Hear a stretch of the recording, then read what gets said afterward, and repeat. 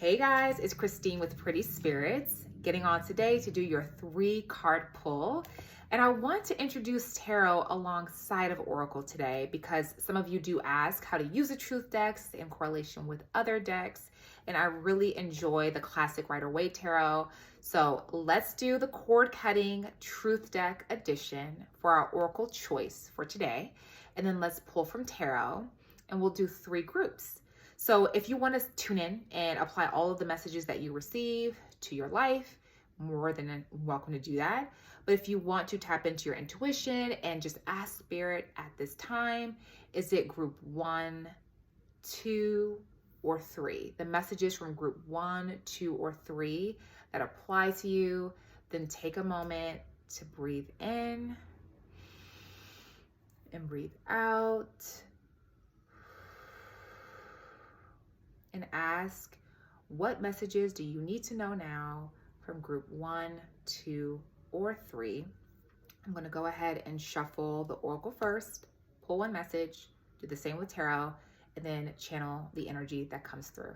All right, so let's get to it. Let's go ahead and shuffle the cord cutting Oracle. This is 100 cards in this deck, direct messages that allow you to understand what you need to release or align with in order to gain more clarity in a specific area of life. The card here is create a peaceful space. And then let's see what's from tarot. Overall energy, what do you need to know? Group 1, we have the world. All right. So first with create a peaceful space, maybe you are someone who has so much on your plate and you're constantly going out or working. Maybe you're often with other people, taking care of family members. There could be a lot of commotion, a lot of chaos happening right now. And because of that, you're not really able to tap into your own inner guidance and your own inner peace. It's important for you to carve out time to do that, because this is a new beginning opening up for you, a new chapter of your life where things will need to change up a bit in order to present you with the things that have been on your heart. You can't continue to do things as you've been doing them and expect different results. So the World's card is coming through to say, hey, this chapter has come to a completion. You have discovered what you needed to. You have taken in the wisdom that you've needed. You've expanded in all of these various ways, and it's come to close. This chapter is closing, and take from this the energy and the intel to move you forward towards your next goal. In order to hear this divine instruction, you need a quiet, peaceful space. You can't continue to stay so busy or so hectic that you don't get to clean your own environment or create organization in your environment. Because instead of you noticing that this chapter is trying to close to bring forth new blessings, you'll be so in the trenches of your disarray energy that you could miss your abundance. So right now, take note of how you are living. Are you constantly giving energy to so many things, so many projects around you that you don't find peace? Are you someone who is just disorganized and you kind of toss things here and there and you aren't creating that peaceful moment where you come into your home and you take a deep breath and you feel supported by peace? Are you someone who isn't prioritizing organization, so you just work off of anxiety, kind of, very hectic energy? That isn't the best way to use your energy, because if you're trying to manifest something different, something grander, something better than you've ever experienced, like the World card is indicating that you can step into, if you're trying to manifest this brand new beginning, but your energy is going to all of these other areas, you're not going to get that thrust to break through the routine that you've had. You're not going to break through and create a totally different reality for yourself. That requires an energy allotment to be there to pull from. So in order to gain that energy within before the change happens, you have to create a peaceful space to make sure that you're recharged, you feel good, that fresh out of the spa, fresh out of the shower feeling of I feel good, and now I am ready to go forward. But trying to go forward feeling depleted is just going to make you feel more depleted and present a lot of barriers and a lot of obstacles moving forward. All right, that's group number 1, the message for you. Let's tap into group number 2 and see what comes through. Let's first pull from Oracle. The cord cutting edition is what we're using here today for our Oracle choice. What card comes through? Romanticizing the past. All right, romanticizing the past. This one is something Cancers, I'm a Cancer, are known to do. So I can empathize with this group number 2. From Tarot, we have the 3 of Pentacles. All right. So I love this message combined because it's saying, even though you may have had things a certain way in the past, maybe you were someone who did it all yourself. You didn't delegate. You kind of handled it all. You were that person who was moving and shaking and didn't really need others to support you because you had it figured out. You could do it on your own. But the 3 of Pentacles is saying you could get even more done if you allow for the support of a team, of community. If you finally open up and say, you know what, I could do this better if I had multiple pairs of hands instead of just me. You know, I could actually find time for my self-healing if I let other people watch my child or my children for the day.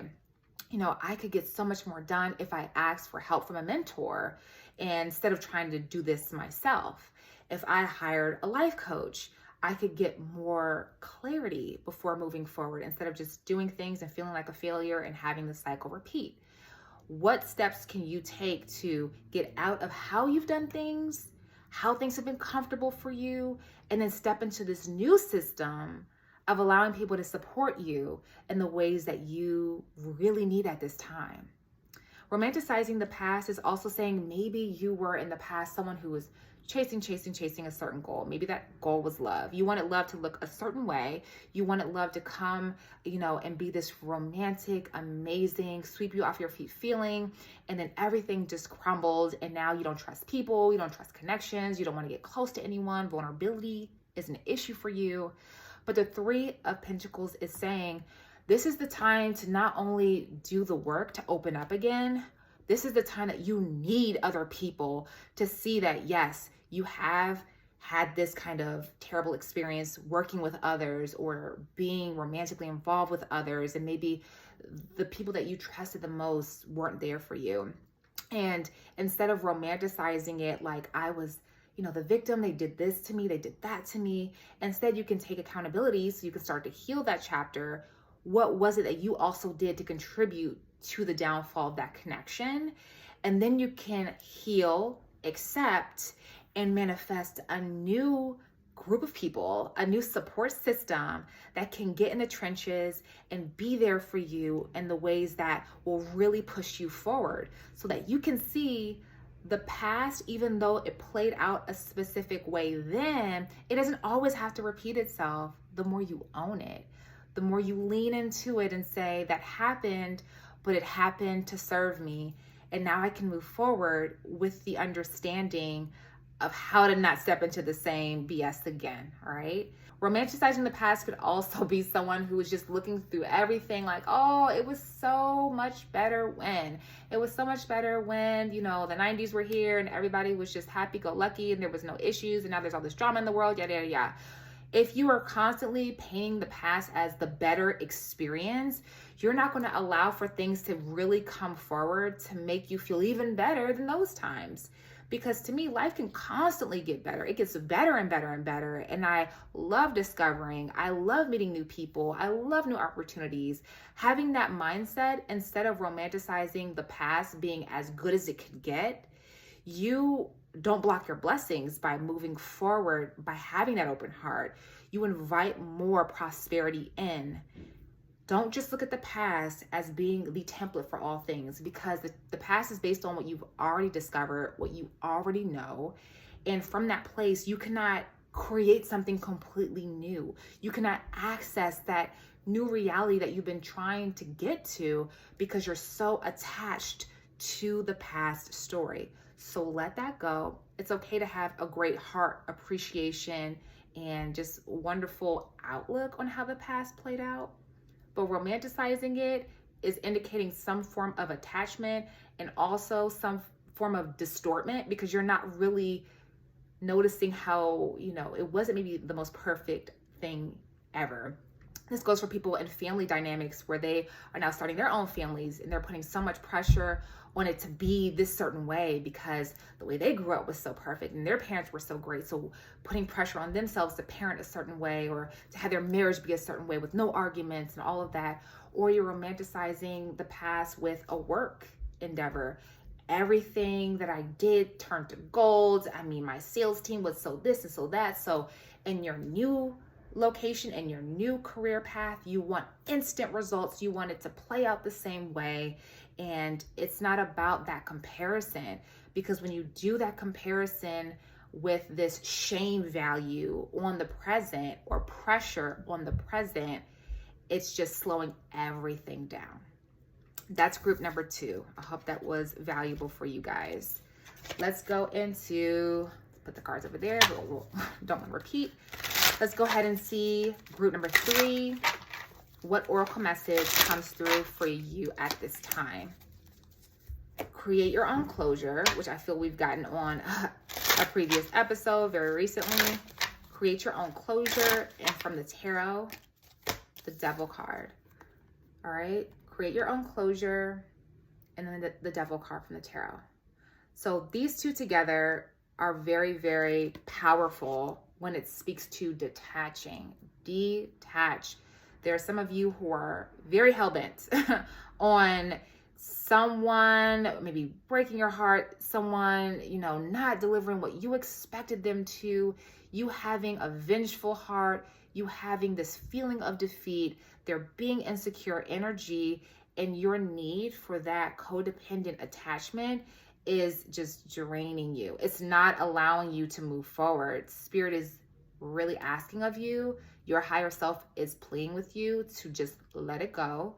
Let's move on. Let's create our own closure. There are other experiences in the world to discover. There are other loves to love. There's other money to get made.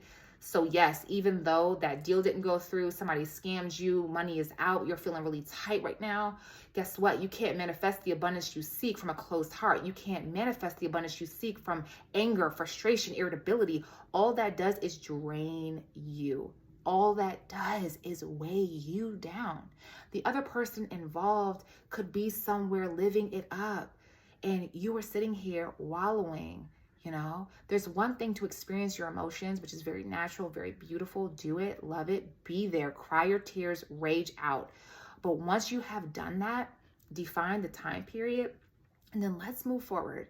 Let's start to move forward, because carrying that baggage with you will only connect you with other people that have similar stories of victimhood, of, blame and woe is me, and the world is not fair.